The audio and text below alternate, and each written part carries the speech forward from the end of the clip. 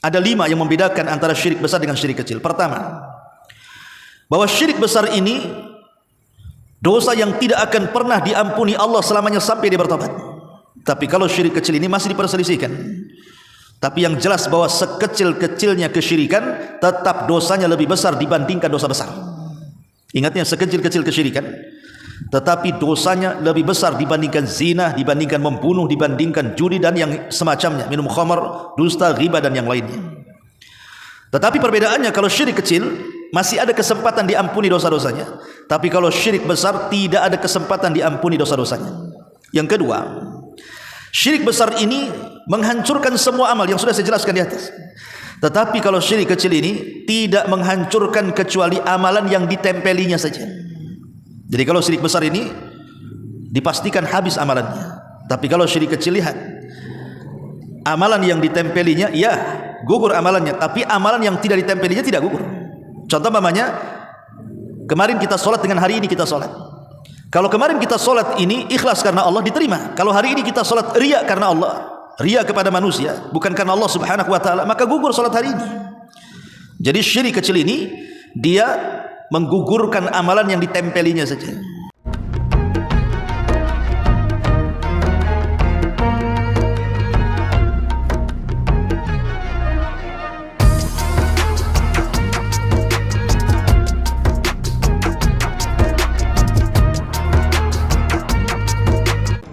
Alhamdulillah wassalatu wassalamu ala Rasulillah wa ala alihi wa sahbihi wa mawalah wa la hawla wa la quwata illa billahi wa ba'du. Alhamdulillah, di malam ini kembali kita duduk di majelis ilmu di Masjid Nidaul Ilmi. Salawat dan juga salam tentunya kita hadiahkan kepada Rasul kita Nabi besar Muhammad sallallahu alaihi wasallam. Tema di malam hari ini kita akan membahas tentang bahaya kesyirikan di dunia dan di akhirat. Pembahasan ini tentu sangat penting kita bahas, karena tidak ada dosa yang lebih besar yang dilakukan manusia melebihi kesyirikan. Apalagi beberapa kesyirikan itu ada yang sifatnya tidak bisa kita rasakan, tahu-tahu syirik itu sudah ada pada badan kita. Maka malam ini kita akan membahas tentang apa bahaya kesyirikan, kemudian pembagian syirik itu seperti apa, kemudian apa perbedaan syirik besar dengan syirik kecil, kemudian juga tentang contoh-contoh kesyirikan yang menyebar di masyarakat, dan yang terakhir tentunya bicara soal taubat dari kesyirikan. Inilah tema yang kita akan bahas di malam hari ini. Tidak memperpanjang mukaddimah, ada beberapa bahaya yang harus diwaspadai orang yang melakukan kesyirikan. Yang pertama, bahwa asyirku,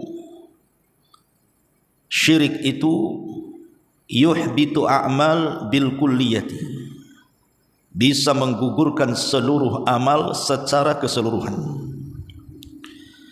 Di dalam surah Az-Zumar ayat 65 Allah mengatakan, la in asyrakta la yahbatanna amaluka wala takunanna minal khasirin. Jika engkau hai Muhammad melakukan kesyirikan, maka akan hancur lebur amalanmu dan engkau termasuk orang-orang yang rugi. Kalau Nabi SAW saja yang kaya pahala, yang dosanya telah diampuni, yang telah, yang sedang dan yang akan datang, sekiranya dia melakukan kesyirikan, maka tidak ada guna kenabiannya. Itu sekelas Nabi, macam mana pula di bawah Nabi, macam mana pula kita. Inilah bahaya terbesar kesyirikan itu, bisa membatalkan semua amal saleh yang pernah kita lakukan. Di dalam surah Al-An'am dipertegas lagi, dalam surah Al-An'am 88-nya, walau asyraku la habita anhum ma kanu ya'malun. Kalaulah mereka melakukan kesyirikan, maka hancurlah apa yang telah mereka kerjakan. Kemudian yang kedua, orang-orang yang mati dalam kondisi kesyirikan. Mata laqiya rabbahu musyrikan falaysa lahu amalun fi an tunala lahu al-maghfiratu abada. Siapapun yang berjumpa dengan Allah Subhanahu wa taala kelak pada hari kiamat dan dia mati di atas kesyirikan, maka jangan pernah menghayal dia mendapatkan ampunan dari Allah Subhanahu wa taala. Tidak akan diampuni selamanya. Makanya Allah Subhanahu wa taala menyebutkan dalam surah An-Nisa ayat 48, Innallaha la yaghfiru an yushraka bihi wa yaghfiru ma duna dzalika liman yasha. Siapapun yang berlaku kesyirikan, Allah tidak akan mengampuni dosa. Allah tidak akan mengampuni dosa-dosanya. Tapi Allah akan mengampuni selain daripada dosa itu. Seandainya manusia itu seumur hidupnya dia melakukan dosa besar, mungkin dia berzina, mungkin dia minum khamar, mungkin dia membunuh, mungkin dia berlaku zalim, asal tidak menyekutukan Allah Subhanahu wa taala dan dia masih beragama Islam, maka masih ada harapan ampunan dosa-dosanya. Karena dosa selain kesyirikan itu kan semua tahta masyiatillah, di bawah kehendak Allah. Kalau Allah mau, Allah ampuni dosa-dosanya dan direct masuk surga. Tapi kalau Allah tidak mau, maka Allah bisa siksa dia di neraka untuk membersihkan dosa-dosa besarnya, tetapi dia ada kesempatan masuk surga. Maka yang kedua ini, siapapun yang meninggal asal dia tidak melakukan kesyirikan, berarti ada kesempatan masuk surga. Boleh jadi masuk surga awalian secara direct, langsung tanpa mampir di neraka, atau boleh jadi tidak secara langsung, mungkin diazab dulu baru dimasukkan ke dalam surga. Artinya ada kesempatan masuk surga. Tapi kalau dia berlaku syirik, jangan harap dia dapat ampunan. Ini yang kedua. Yang ketiga, anna sahibas syirki muharramun alaihil jannah wa huwa mukhalladun finnar. Bahwa pelaku kesyirikan itu dipastikan mereka diharamkan padanya surga, bahkan dia dipastikan dikekalkan di neraka. Di dalam surah Al-Bayyinah, Allah Subhanahu wa taala berfirman dalam ayat ke-6-nya, innal ladzina kafaru min ahlil kitabi wal musyrikina fi nari jahannam khalidina fiha ulaika hum syarrul bariyah. Sesungguhnya orang-orang kafir dari kalangan ahli kitab Yahudi dan Nasrani dan juga orang-orang musyrik, maka mereka masuk ke dalam jahanam, dikekalkan di dalamnya, dan mereka adalah seburuk-buruk manusia. Lihat, Allah katakan mereka seburuk-buruk manusia yang dimasukkan ke dalam jahanam dan dikekalkan di dalamnya. Bahkan dengan tegas lagi dalam Al-Maidah 72-nya, innahu man yusyrik billahi faqad harramallahu alaihi al-jannah wa ma lidh-dhalimin min ansar. Siapapun yang berlaku syirik, maka Allah haramkan padanya surga dan tempat duduknya neraka, dan bagi orang-orang zalim tidak ada penolong kelak pada hari kiamat. Subhanallah, di sini Allah Subhanahu wa taala menegaskan bahwa surga haram kepada sesiapa yang mati di atas kesyirikan. Kemudian yang keempat, wasyirku yubihu damal musyrik wa mala. Bahwa pelaku kesyirikan itu bisa terhalalkan darahnya, bahkan halal hartanya untuk diambil. Kalau seandainya seseorang hidup di negara Islam dan berlaku hukum Islam. Jadi kalau hidup di negara Islam kemudian berlaku hukum Islam dan diterapkan betul-betul hudud dalam Islam, maka orang musyrik ini harus ditangkap, kemudian dipaksa untuk bertobat. Kalau tidak, halal darahnya dan juga halal hartanya.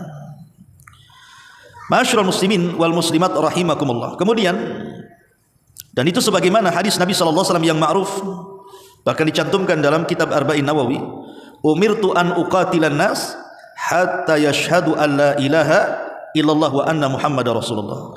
Aku diperintah untuk memerangi manusia agar mereka bersaksi tidak ada sembahan yang berhak disembah kecuali Allah dan bahwa Muhammad adalah utusan Allah. Artinya, kalau mereka mau mengucapkan kalimat tauhid, selamat, mereka tidak diperangi.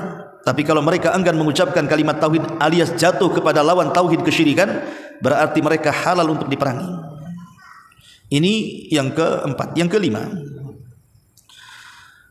seorang musyrik juga haram untuk dinikahi wanita-wanitanya.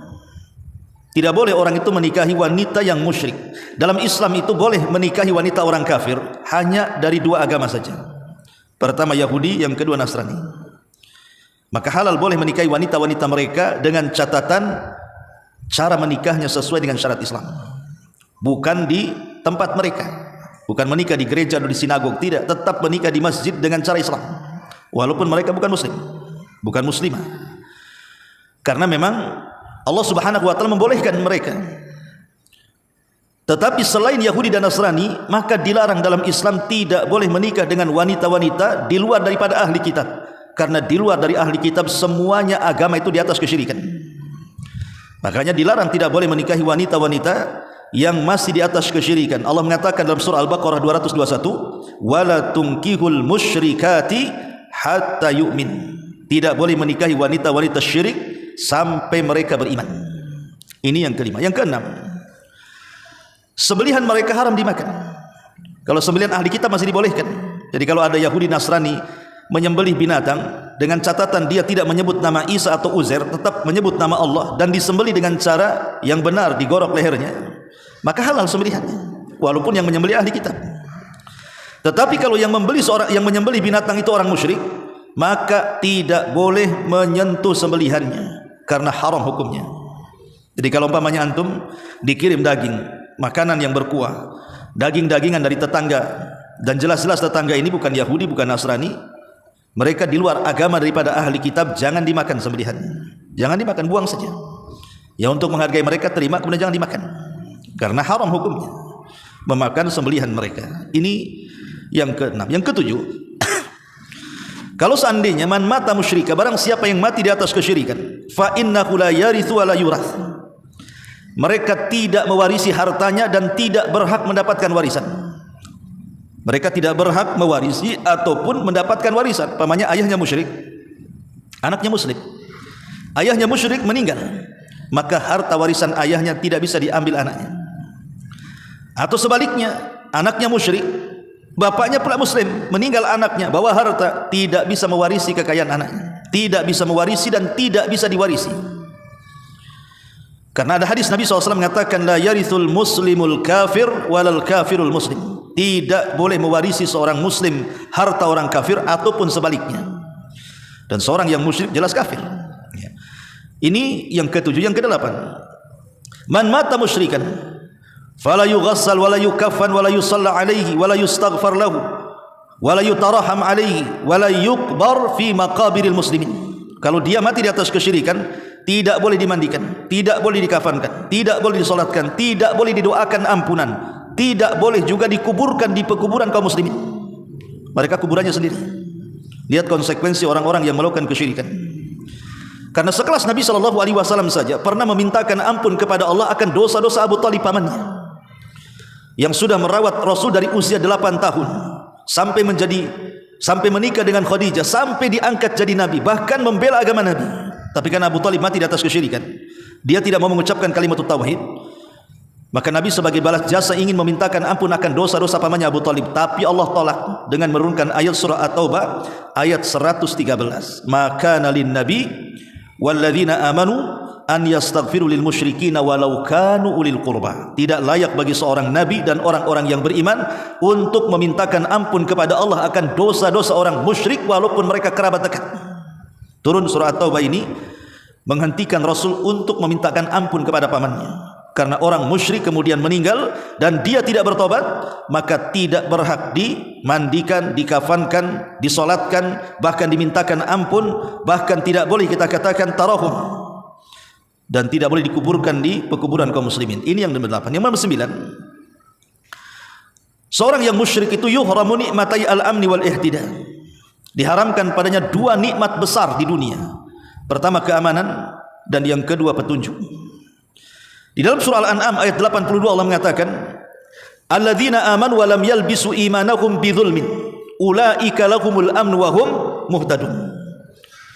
Orang-orang yang beriman dan tidak mencampur adukan keimanan mereka dengan kezaliman, maka mereka akan mendapatkan keamanan dan petunjuk dari Allah. Mafhum kebalikannya, berarti kalau orang itu tidak beriman dan mencampur adukan keimanan mereka dengan kezaliman, dalam tafsir kezaliman di sini artinya kesyirikan, maka mereka tidak berhak mendapatkan keamanan, bahkan petunjuk dari Allah tertutup untuk mereka. Ini ngeri. Kalau sudah tidak diberikan keamanan di dunia, artinya tidak selamat dia. Ketika tidak diberikan hidayah di akhirat, artinya tidak dapat petunjuk masuk surga. Maka hilang dua keamanan ini bagi orang-orang yang di atas kesyirikan. Ma'asyiral muslimin wal muslimat rahimani wa rahimakumullah. Kemudian yang nomor 10, bahwa seseorang yang di atas kesyirikan Syirik itu yufsidul uqul. Ingat, kesyirikan itu merusak akal. Makanya lihat kelakuan orang-orang musyrik itu yang menyembah berhala. Akal mereka tidak main. Tahu berhala itu tidak bisa melindungi dirinya, apalagi melindungi orang yang menyembahnya. Jangan cerita bicara, mendengar pun tidak bisa. Tiba-tiba ada orang yang meminta sesuatu kepada berhala, akalnya di mana? Makanya orang musyrik itu hilang akalnya. Lihat ketika Allah Subhanahu wa taala berfirman di dalam Al-Qur'an, dalam surah Al-Mulk ayat 10, wa qalu law kunna nasma'u aw na'qilu ma kunna fi ashabis sa'ir. Mereka penduduk neraka mengatakan, kalau dulu kami di dunia mendengar, kalau dulu di dunia kami menggunakan akal kami, tentu kami tidak akan termasuk penghuni neraka sa'ir. Menunjukkan orang-orang yang tidak berakal itu sulit masuk surga. Lah salah satu orang yang tidak menggunakan akalnya adalah orang-orang musyrik. Mereka tidak menggunakan akal saat menentukan siapa sesembahannya. Jadi orang-orang yang musyrik itu sama dengan merusak akal-akal mereka. Dan tentunya banyak lagi tentang kemungkaran atau bahaya kesyirikan ini. Ini poin yang pertama. Kemudian poin yang kedua, tentang pembagian syirik dan contoh-contohnya. Syirik itu ulama membagi, ada yang membagi dua, ada yang membagi tiga. Walaupun lebih tepatnya kesyirikan itu dibagi dua. Yang membagi dua syirik itu ada syirik besar, ada syirik kecil. Yang membagi tiga ada syirik besar, ada syirik kecil, ada syirik khafi, syirik samar artinya. Tapi ada yang mengatakan samar ini masuk pada syirik besar, tergantung macam mana bentuk syiriknya, atau bisa masuk pada syirik kecil. Jadi dia pertengahan. Yang syirik samar-samar nanti kita jelaskan. Tapi yang jelas bahwa pembagian syirik itu ada dua. Pertama asyirkul akbar yang tadi sudah jelas bahayanya. Yang kedua asyirkul asghar, syirik kecil. Lalu apa bedanya syirik besar dengan syirik kecil ini? Ada 5 yang membedakan antara syirik besar dengan syirik kecil. Pertama, bahwa syirik besar ini dosa yang tidak akan pernah diampuni Allah selamanya sampai dia bertobat. Tapi kalau syirik kecil ini masih diperselisihkan. Tapi yang jelas bahwa sekecil-kecilnya kesyirikan tetap dosanya lebih besar dibandingkan dosa besar. Ingatnya, sekecil-kecil kesyirikan tetapi dosanya lebih besar dibandingkan zina, dibandingkan membunuh, dibandingkan judi dan yang semacamnya, minum khamar, dusta, ghibah dan yang lainnya. Tetapi perbedaannya, kalau syirik kecil masih ada kesempatan diampuni dosa-dosanya, tapi kalau syirik besar tidak ada kesempatan diampuni dosa-dosanya. Yang kedua, syirik besar ini menghancurkan semua amal yang sudah saya jelaskan di atas. Tetapi kalau syirik kecil ini tidak menghancurkan kecuali amalan yang ditempelinya saja. Jadi kalau syirik besar ini dipastikan habis amalannya. Tapi kalau syirik kecil, lihat, amalan yang ditempelinya ya gugur amalannya, tapi amalan yang tidak ditempelinya tidak gugur. Contoh umpamanya, kemarin kita sholat dengan hari ini kita sholat. Kalau kemarin kita sholat ini ikhlas karena Allah, diterima. Kalau hari ini kita sholat riya karena Allah, riya kepada manusia, bukan karena Allah Subhanahu wa taala, maka gugur sholat hari ini. Jadi syirik kecil ini dia menggugurkan amalan yang ditempelinya saja. Ini yang kedua. Yang ketiga, syirik besar ini bisa mengeluarkan pelakunya dari Islam. Tapi syirik kecil tidak mengeluarkan pelakunya dari Islam. Bahkan syirik kecil ini kalau dia keluar dari melakukan kesyirikan, dipastikan dia kafir. Tapi kalau syirik kecil kan tidak, dia tidak kafir. Kemudian yang keempat, bahwa syirik besar ini mengekalkan pelakunya di neraka. Siapapun yang masuk neraka membawa kesyirikan besar, dipastikan tidak akan keluar dari neraka. Tapi kalau syirik kecil, ada kesempatan dia masuk surga. Walaupun harus lama di neraka, tetapi ada kesempatan masuk surga, karena dia masuk pada dosa-dosa besar yang berada di bawah kehendak Allah Subhanahu wa taala. Kemudian yang nomor 5, syirik besar ini bisa menghalalkan darahnya, menghalalkan hartanya, menghalalkan kehormatannya. Tapi kalau syirik kecil tidak, dia tetap masuk dalam dairatul Islam, dia tetap masuk dalam muslim, cuman dia melakukan kesyirikan yang disebut dengan syirkul asghar. Inilah 5 perbedaan antara syirkul akbar dengan syirkul asghar di sini. Kemudian kalau kita lihat bicara tentang syirik akbar ini, apa sih syirik akbar itu? Syirik besar itu, ulama mengatakan definisinya adalah an yasrifa li ghairillahi ma huwa mahdhu haqqillahi azza wa jal min rububiyatihi wa uluhiyatihi wa asma'ihi wa sifatihi. Jadi syirik besar itu artinya seseorang memalingkan sesuatu kepada selain Allah yang merupakan kekhususan bagi Allah, baik dalam tauhid uluhiyah, baik dalam tauhid rububiyah, ataupun dalam tauhid asma dan sifat bagi Allah. Saya ulang. Jadi syirik besar itu memalingkan sesuatu yang sesuatu ini adalah kekhususan bagi Allah, makhluk tidak punya. Tapi kemudian kita ambil kekhususan yang khusus bagi Allah diberikan kepada makhluk. Apakah dalam bab rububiyah, apakah dalam bab uluhiyah atau asma wa sifat. Contoh umpamanya, di antara kekhususan Allah apa? Menciptakan, memberikan rizki, mengatur. Itu dalam bab rububiyah. Kita yakin bahwa tidak ada yang menciptakan kecuali Allah, tidak ada yang mengatur kecuali Allah, tidak ada yang memberikan rizki kecuali Allah. Ini kekhususan Allah, tidak ada yang sanggup melakukannya. Tiba-tiba kita ambil kekhususan Allah ini, kita diletakkan di Nyi Roro Kidul umpamanya. Oh, Nyi Roro Kidul itu bisa mengatur lautan, makanya harus kita persembahkan kepala kerbau untuk Nyi Roro Kidul.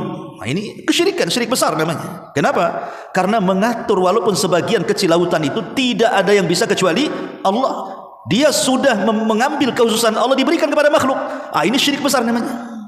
Karena definisinya mengambil sesuatu yang merupakan kekhususan bagi Allah yang tidak bisa dikerjakan makhluk, diambil, diklaim oleh makhluk, oh dia sanggup melakukannya, padahal tidak sanggup. Ya. Maka atau umpamanya datang ke kuburan, kemudian meminta rizki di situ, atau meminta keturunan. Tidak ada yang bisa memberikan keturunan kecuali Allah. Adapun kemudian makhluk sekalipun dia orang soleh, wali sekalipun, dia tidak bisa memberikan keturunan. Tiba-tiba kita datang ke kuburan meminta, ya wali fulan, saya sudah menikah lama, tolong berikan keturunan. Ini syirkul akbar, syirik besar. Kenapa? Karena memberikan keturunan itu hak Allah. Kenapa pula diberikan kepada makhluk? Lah itu namanya memalingkan sesuatu yang merupakan kekhususan bagi Allah diberikan kepada makhluk. Baik dalam bab rububiyah ataupun uluhiyah. Uluhiyah contohnya salat. Salat, puasa, zakat, haji dan ibadah-ibadah yang lain itu tidak boleh dipalingkan kecuali kepada Allah. Kalau kita memalingkan sesuatu ibadah kepada selain Allah, berarti dia telah melakukan kesyirikan dengan syirkul akbar. Kenapa? Karena ibadah itu kekhususan bagi Allah. Kalau kita palingkan kepada selain Allah, berarti kita melakukan syirkul akbar. Ini dalam bab uluhiyah. Atau dalam bab asma wa sifat, nama-nama dan sifat-sifat Allah subhanahu wa ta'ala, memalingkan nama kepada selain Allah yang merupakan kekhususan bagi Allah subhanahu wa ta'ala. Nama-nama Allah yang sudah kita kenal 99 nama. Allah itu zat yang maha hidup. Tiba-tiba ada yang mengaku bahwa ada orang yang tidak akan pernah mati. Dari mana tidak akan pernah mati? Kalau orang mengklaim dirinya tidak akan pernah mati seperti Allah, seperti Tuhan, syirik dia. Karena kehidupan itu yang langgeng hanya Allah subhanahu wa ta'ala. Allah tidak pernah didahului dengan kematian, dan Allah tidak mungkin diakhiri dengan kematian. Allah itu senantiasa dan akan senantiasa zatnya hidup. Ini contohnya, dan banyak contoh-contoh yang lain. Ya. Makanya dahulu ada seorang penyair kondang namanya Al-Mutanabbi. Ketika dia punya anak, anaknya dikasih nama Allah. Anak itu namanya Allah. Siapa nama anakmu? Allah katanya. Dikafirkan para ulama. Kurang ajar, masa kasih nama anaknya Allah? Ma'asyiral muslimin yang dimuliakan Allah subhanahu wa ta'ala, ini di antara definisi syirkul akbar. Lah syirik akbar sendiri terbagi menjadi dua. Ada yang sifatnya zahir, nampak. Ada yang sifatnya batin, tersembunyi atau terselubung. Adapun yang tampak, ma'ruf, seperti para penyembah berhala. Mereka terang-terangan menyembah berhala-berhala mereka, menyembah patung-patung mereka, menyembah sonam-sonam mereka, jelas ya. Atau orang-orang yang datang ke kuburan meminta-minta di kuburan, itu kan jelas, nampak oleh kedua mata kita. Tapi terkadang ada syirik itu yang sifatnya tersembunyi, seperti syiriknya orang-orang yang al-mutawakkilin. Kata para ulama, dicontohkan kasyirkil mutawakkilin, seperti orang-orang yang syirik dalam bab tawakal. Tawakal tidak boleh diberikan kecuali kepada Allah. Tapi ada orang-orang yang bertawakal kepada makhluk. Ada orang-orang yang bertawakal kepada makhluk kan. Kalau dipecat oleh perusahaannya, wah kayak kiamat, sehingga tidak mau sholat, tidak mau apa, pokoknya frustasi, seolah-olah Tuhannya itulah perusahaannya. Padahal terkadang orang keluar dari perusahaan, entah dipecat, PHK atau mengundurkan diri, siapa tahu ada rizki yang jauh lebih baik kan. Tapi banyak orang-orang yang menuhankan perusahaan, ketika dipecat itu kayak kiamat, akhirnya lemas hidupnya, putus asa, bahkan meninggalkan ibadah-ibadah. Masalah ikhwatu fillah muliakan Allah azza wajalla ya.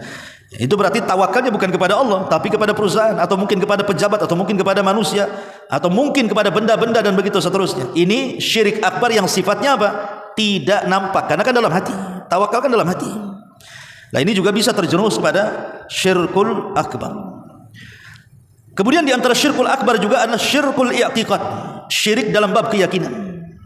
Syirik dalam bab keyakinan seperti ada sebagian keyakinan orang Syiah bahwa imam 12 mereka itu mampu menghidupkan dan mematikan, mampu menurunkan hujan. Bahkan mereka mengklaim bahwa imam 12 mereka tahu kapan mereka mati. Sebenarnya ini kan hayalan orang-orang Syiah saja, tapi ini bisa menjerumus kepada kesyirikan, ya kawan. Macam mana imam-imam mereka sanggup meramalkan dirinya dan tahu dirinya akan mati kapan? Kalau saya beri analogi contoh seperti ini, Husain ibn Ali radhiyallahu an, Husain ibn Ali radhiyallahu an itu diundang oleh orang-orang Kufah supaya datang ke Kufah, dan orang Kufah siap membaiat Husain untuk menumbangkan kekuasaan Yazid bin Muawiyah. Tapi apa yang terjadi? Husain sudah dinasihati oleh saudara kawan-kawannya, saudara-saudaranya, jangan pergi ke Kufah karena orang Kufah itu para pengkhianat. Mereka ngomong saja, memberikan loyalitas, hakikatnya mereka itu para pengkhianat. Tapi Husain tidak dengar.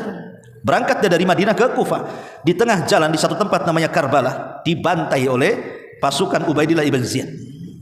90 manusia mati di Karbala dan 50-nya keluarga Nabi. Pertanyaannya, kalau orang Syiah mengklaim bahwa imam mereka itu mampu mendeteksi kapan wafatnya, saya kira Husain tidak akan berangkat kalau dia tahu akan dibunuh. Saya yakin tidak akan berangkat kalau dia tahu akan dibunuh, kan? Karena Husain tidak tahu dia akan dibunuh, makanya berangkat. Dan Allah sudah takdirkan begitulah pembunuhannya, dia mati syahid, dibunuh oleh pasukan Ubaidillah. Dari mana kalau begitu imam 12 mengetahui yang gaib? Lah ini kan sebuah kesyirikan, mengklaim perkara-perkara yang gaib. Sesuatu yang gaib itu tidak ada yang tahu kecuali Allah. Qul la ya'lamul ghaiba illallah, katakan ya Muhammad, tidak ada yang mengetahui yang gaib kecuali Allah. Itu Allah yang mengatakan dalam Quran. Masyaallah muslimin yang dimuliakan Allah Subhanahu wa taala. Sama Nabi juga. Nabi kalau seandainya di perang Uhud akan mengalami kekalahan, tentu Nabi tidak akan perang di Uhud. Pasti akan mengatur strategis yang lain, ya kan? Tapi karena Nabi tidak tahu yang gaib, akhirnya terjadi kekalahan di perang Uhud dan hampir dia mati di situ. Kalau bukan karena Allah selamatkan dia. Lah ini namanya syirkul fil i'tiqad, namanya syirik dalam keyakinan namanya. Ya. Ada juga kemudian syirkun fil aqwal, syirik besar dalam ucapan.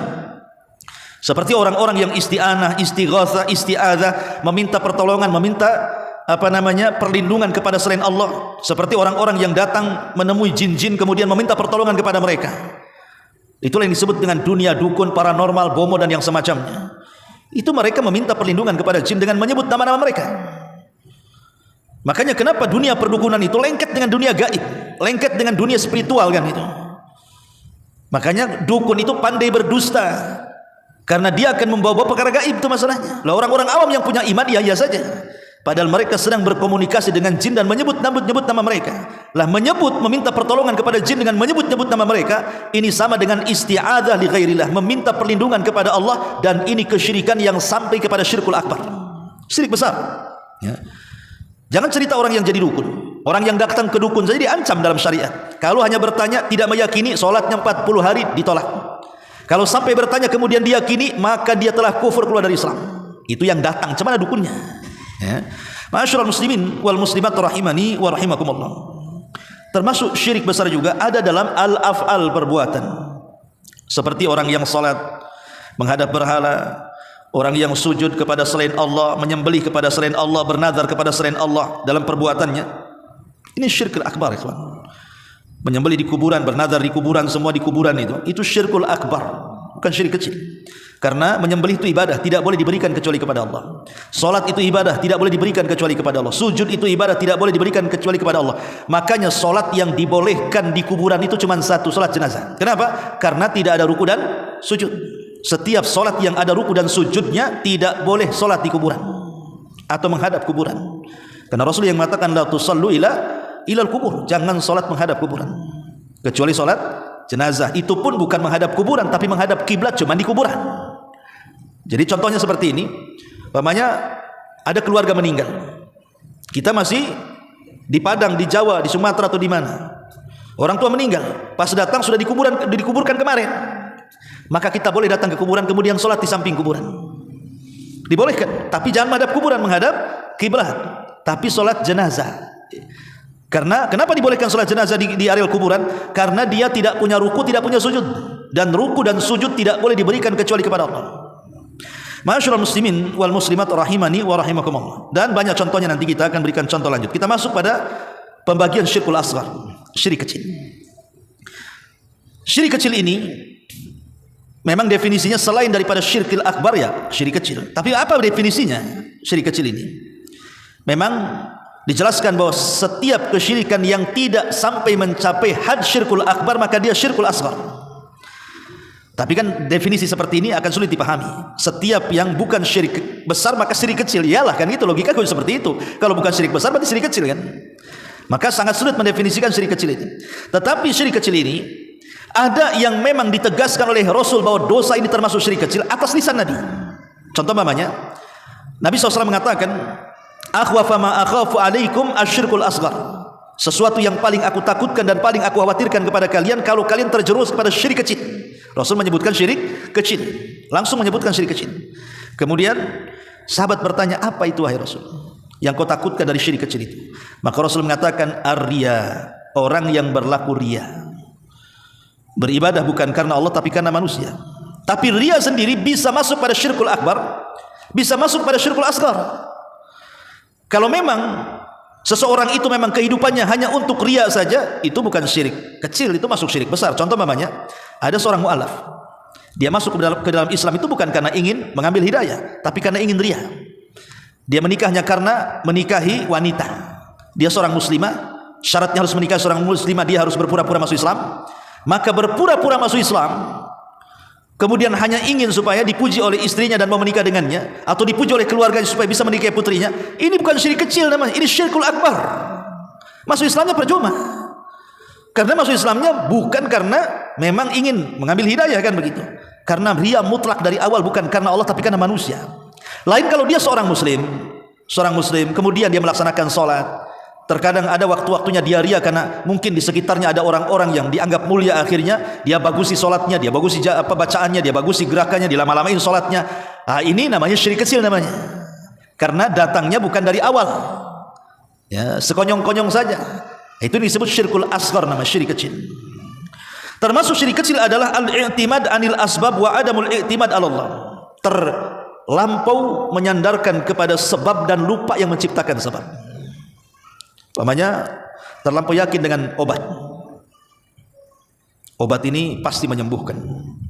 Harusnya dia katakan Allah yang menyembuhkan lewat perantara obat. Tapi dia terlampau yakin dengan sebab dan lupa yang membuat obat, Allah Subhanahu wa ta'ala. Dalam dunia pengobatan, sering saya ulang-ulang, ada 3 perkara yang harus antum pahami. Dalam dunia pengobatan itu harus ada 3 perkara yang harus dipahami. Pertama, ada obat itu secara nas Quran dan sunnah memang dia obat, makan.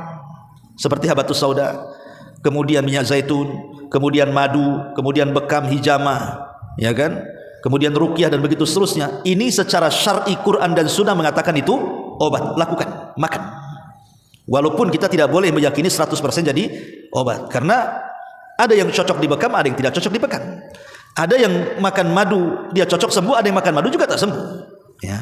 Tetapi secara umum mereka adalah obat. Itu semua adalah obat karena Quran mengatakan seperti itu, hadis mengatakan seperti itu.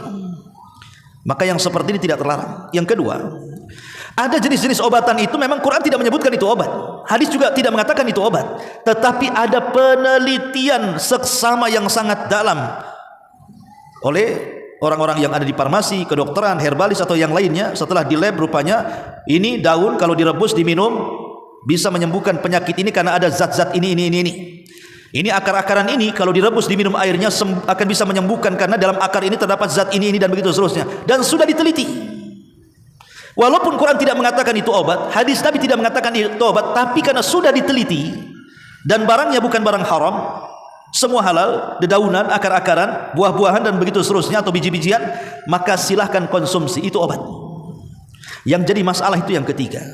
Quran tidak mengatakan itu obat, hadis mengatakan itu tidak obat, penelitian pula tidak ada bahwa itu obat, tiba-tiba dijadikan obat. Itu masalah namanya, menjadikan sebab yang bukan sebab.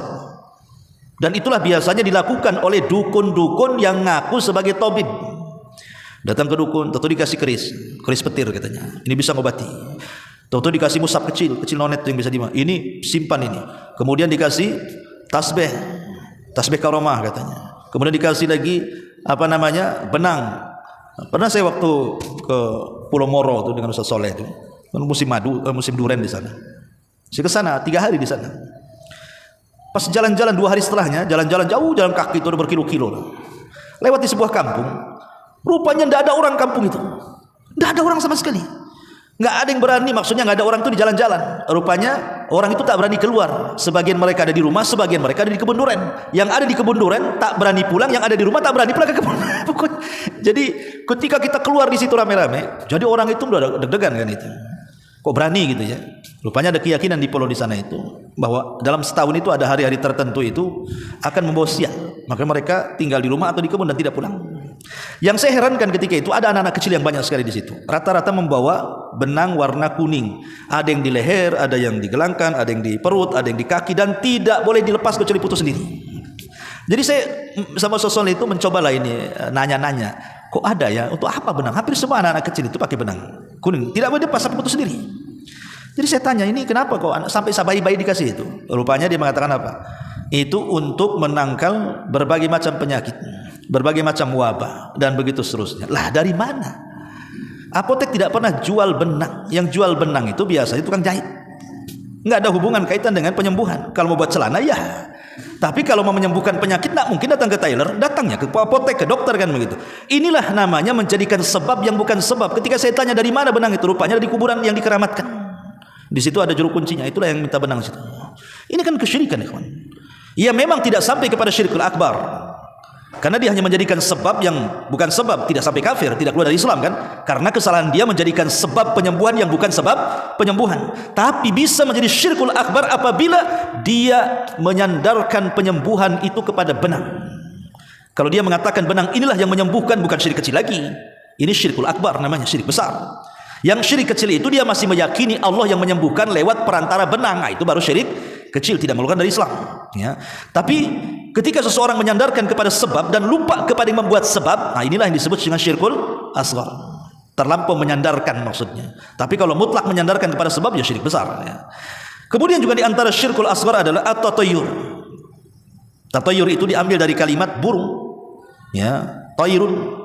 Tatayyur itu menganggap burung sial dan untung. Karena begini kisahnya, orang-orang Mekah ini sebelum Nabi SAW diutus, kebiasaan mereka kan berniaga kedua arah. Allah mengatakan rihlatash syita'i was-saif li'ila fi Quraisyin ila fihim rihlatash syita'i was-saif. Ada syita, ada saif. Syita itu musim dingin, saif itu musim panas. Jadi orang-orang Mekah ini kalau di musim dingin mereka berniaga ke Yaman, kalau di musim panas mereka berniaga ke Syam, ke Palestina. Lah kebiasaan orang-orang musyrik Arab apabila hendak berangkat berniaga, maka mereka selalu menerbangkan merpati. Burung merpati akan diterbangkan. Kalau burung ini mengarah ke Syam, tidak mengarah ke Yaman, atau tidak mengarah ke arah lain, pokoknya jangan mengarah ke Syam saja, berarti mereka akan membawa hoki menurut keyakinan mereka. Mereka akan berangkat. Tapi kalau burung ini menuju Syam, walaupun tujuannya tidak ke Syam, mereka tidak akan berani berjalan. Mereka akan tunda besok lagi, tunda minggu depan lagi, tunda bulan depan lagi, sampai ketika menerbangkan burung asal tidak ke Syam. Makanya Syam disebut Syam itu litasyaum. Kenapa orang-orang Arab menyebutnya Syam?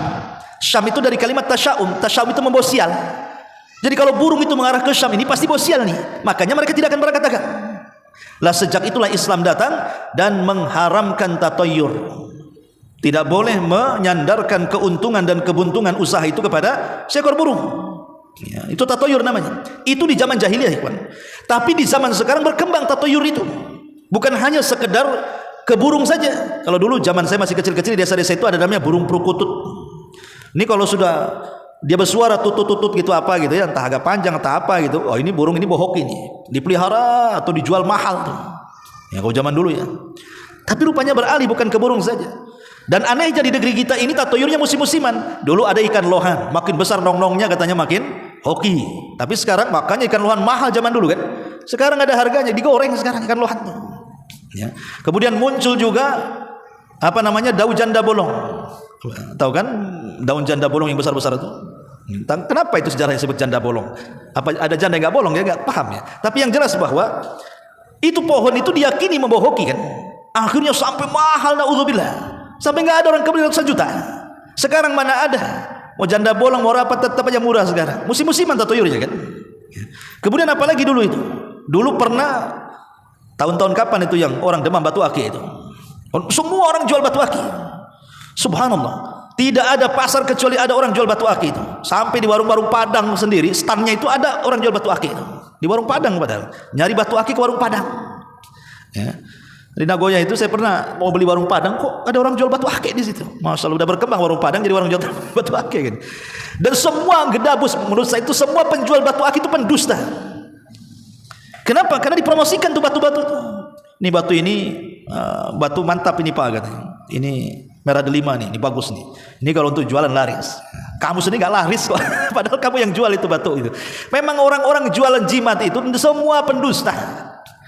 Kalau dibilang ini hoki membawa keberuntungan, kau sendiri nggak beruntung. Kenapa kau jual batu aki? Kenapa nggak jadi pengusaha saja?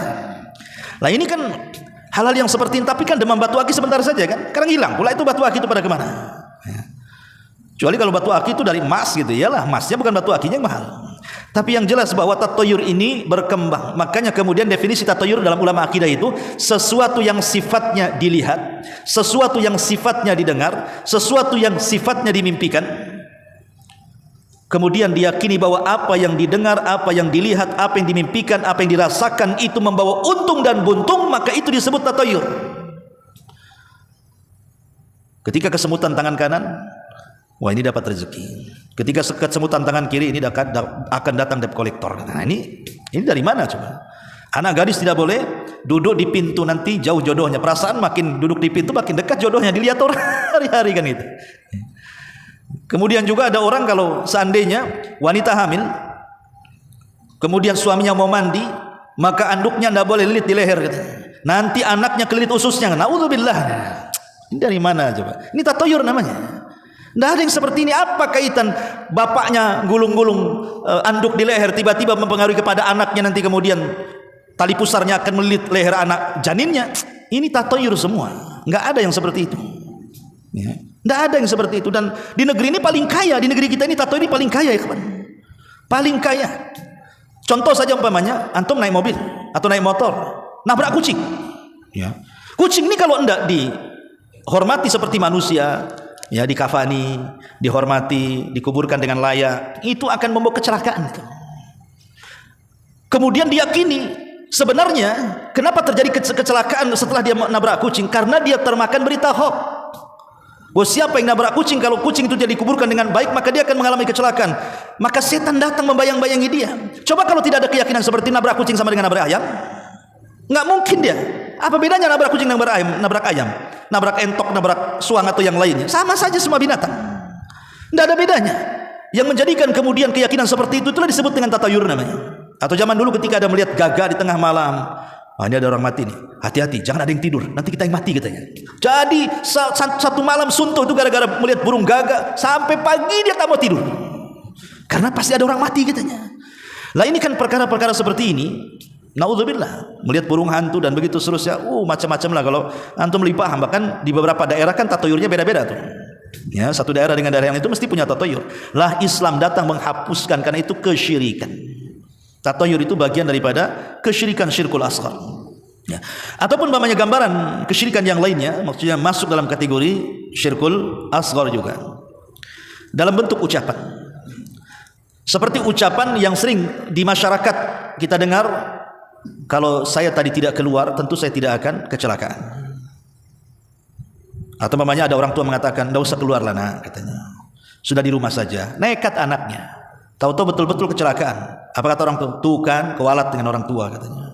Orang tua jangan keluar. Coba tidak keluar dia tidak celaka. Ya. Coba tidak jalan ke sini tidak jatuh. Kalau bukan karena anjing tetangga yang gonggong, habis lalu masih kecurian. Kalau bukan karena dokter ini yang mengoperasikan istri saya, suami saya, anak saya, sudah mati anak saya. Ini kalimat syirik kawan. Tidak boleh. Ya. Karena kalimat seperti ini walaupun biasa ya terucap di masyarakat, tetapi di sini menafikan adanya Allah di situ. Harusnya bahasanya ditata. Bahasanya seperti ini, kalau bukan karena Allah, kemudian, dan nggak boleh pakai dan. Lihat Islam itu mengatur bagaimana kita memuliakan tauhid. Kalau bukan karena Allah, kemudian dirimu wahai dokter, maka tentu anak saya akan parah penyakitnya. Alhamdulillah jadi sembuh. Ya.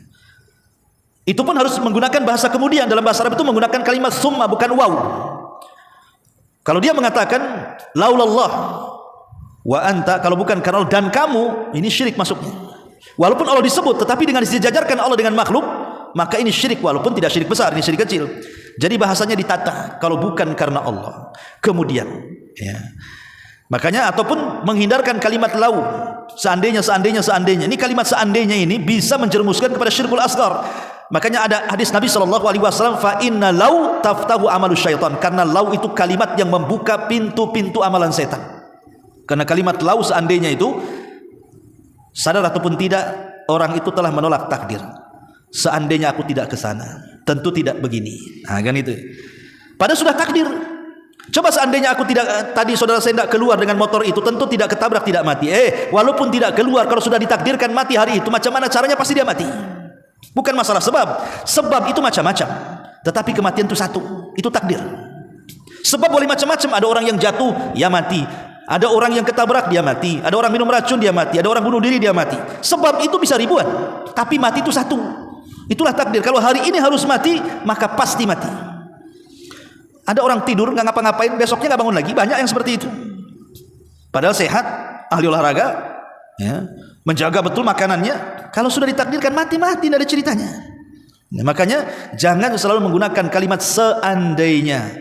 Tapi kalau seandainya itu terjadi musibah, katakan qaddarallahu wa ma syaa fa'al. Ini semua sudah takdir dari Allah, dan Allah bisa berbuat sekehendaknya. Begitu ngomongnya.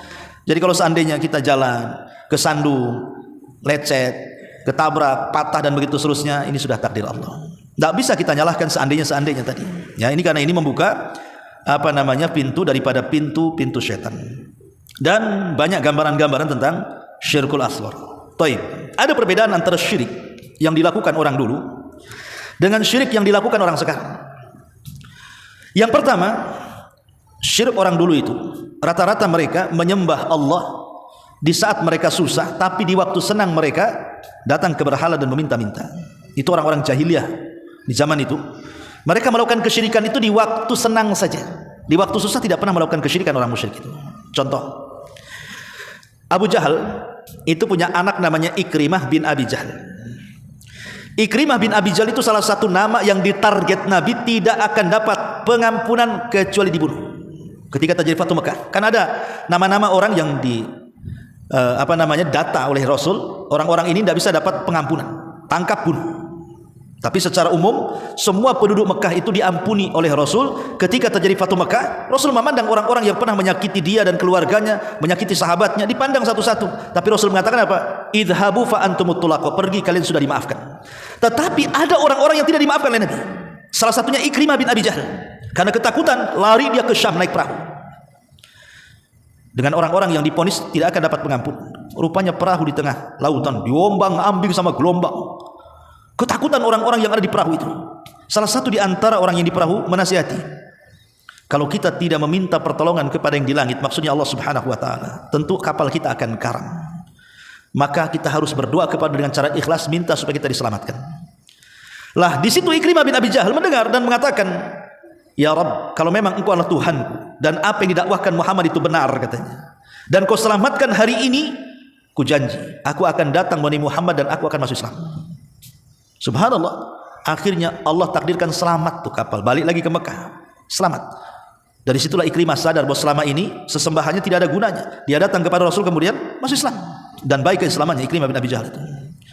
Sehingga Allah Subhanahu wa taala berfirman, "Fa idza raqibu fil fulki da'awullaha mukhlishina lahuddin falaman najahum idahum musyrikun." Apabila mereka berada di atas kapal kemudian diombang-ambing dengan bahtera yang sangat dahsyat, mereka pun berdoa ikhlas kepada Allah. Tapi ketika kapal diselamatkan, mereka melakukan syirik lagi. Dari sini menunjukkan bahwa orang-orang musyrik di zaman jahiliyah itu, kalau di waktu susah, tidak ada yang datang ke Lata, Uzza, Manat, Hubal, tidak ada. Mereka langsung kepada Allah Azza wa Jalla. Makanya ada seorang namanya Husain, ayahanda daripada Imran ibn Husain. Dia tokoh dari tokoh-tokoh Ansor, masih musyrik. Ketika Rasul hijrah ke Madinah, berdialog Rasul dengan Husain, ayahanda daripada Imran ibn Husain itu. "Wahai Husain," kata Rasul, "berapa sebenarnya Tuhanmu itu? Kam adadu alihatika, berapa jumlah Tuhanmu itu?" kata Rasul. Kata Husain, "Jumlah Tuhanku ada 7," katanya. Kemudian dia mengatakan, "Sittatun fil ardi wa wahidun fis sama." Yang 7 itu, yang 6 ada di bumi, yang 1 ada di langit, katanya. Jadi mengakui ada Tuhan di langit 1, ada 6 Tuhan di bumi, Lata, Uzza, Manat, Hubal dan yang lainnya itu. Kemudian Rasul mengatakan, "Mana kuat? Tuhan yang 6 di bumi atau Tuhan yang 1 di langit katanya. Kata Husain, ya yang di langit lebih kuat. Kemudian kata Rasulullah, kalau seandainya engkau sakit, anakmu sakit, keluargamu sakit, kemana kau arahkan doamu? Ke yang di atas atau ke yang 6 berhalamu? Maka Husain mengatakan ke yang di atas katanya.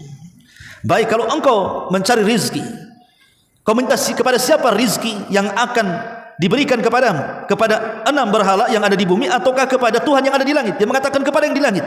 Kemudian Rasul mengatakan, berarti yang di langit lebih kuat dibandingkan Tuhan yang di bumi. Ya, kata Husain, seandainya kau tinggalkan Tuhan yang di bumi yang 6 itu, kau fokus dengan yang di atas, kira-kira yang 6 itu demo enggak Tuhanmu tuh? Kata Rasul, kira-kira dia akan mencelakakan kamu enggak? Tiba-tiba kemudian menyerang Tuhan yang di langit 1. Kata Husain, oh tidak bisa, karena yang di atas lebih kuat katanya. Coba ingat, itulah dialognya orang-orang musyrik. Akhirnya kemudian setelah lama dialog dengan Rasul, diberikan logika-logika oleh Nabi SAW, masuk Islam dia. Ya, ini menunjukkan apa?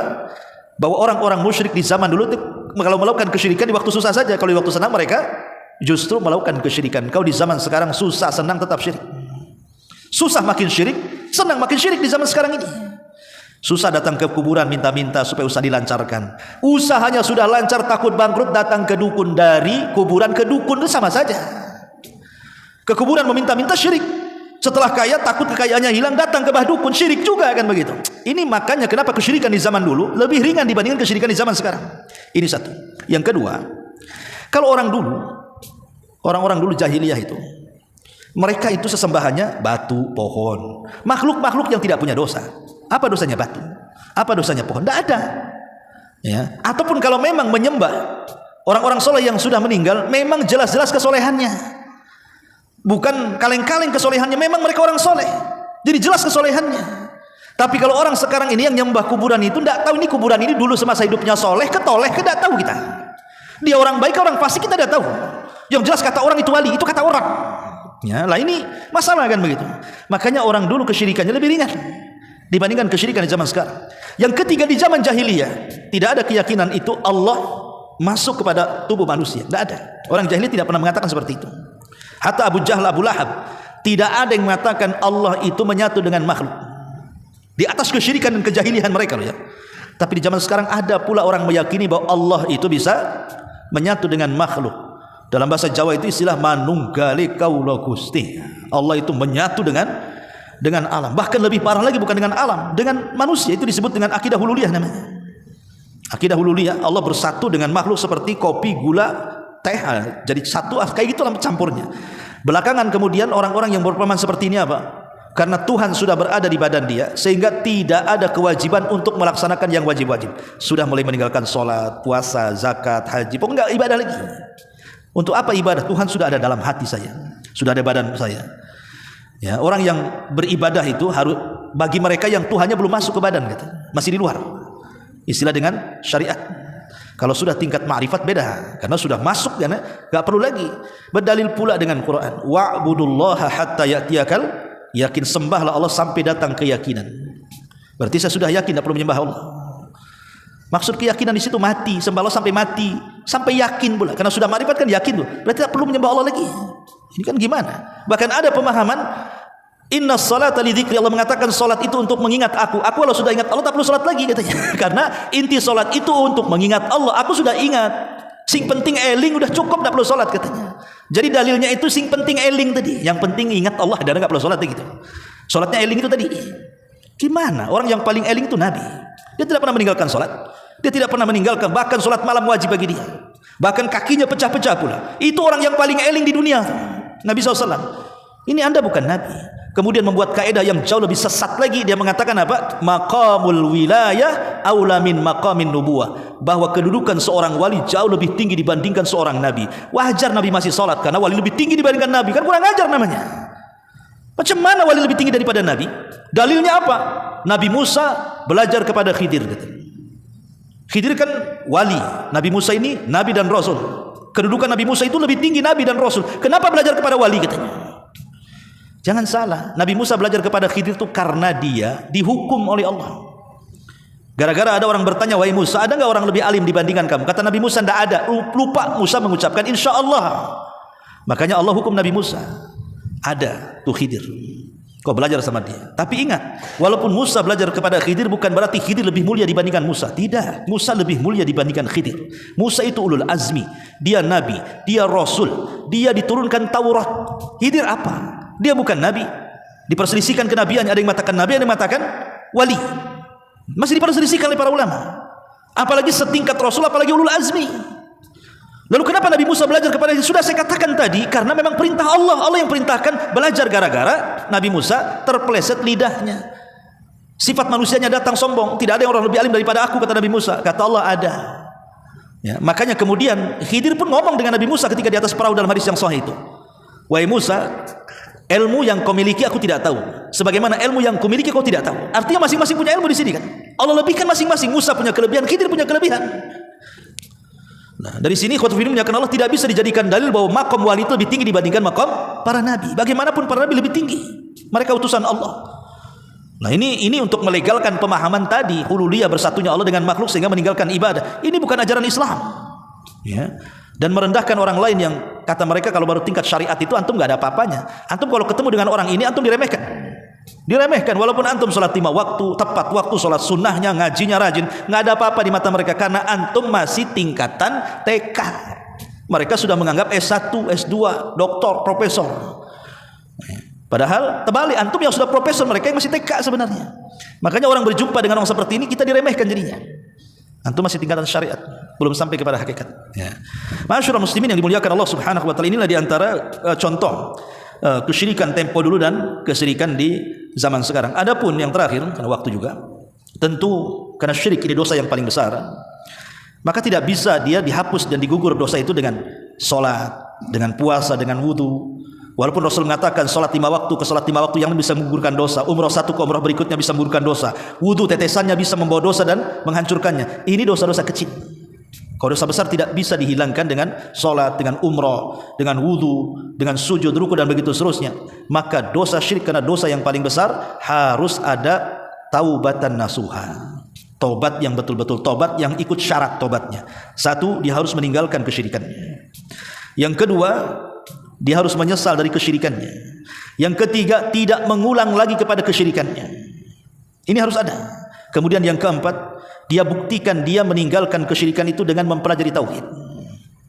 Ikuti perbuatan buruk dengan kebaikan. Kalau dulu melakukan kesyirikan, sekarang tegakkan tauhid.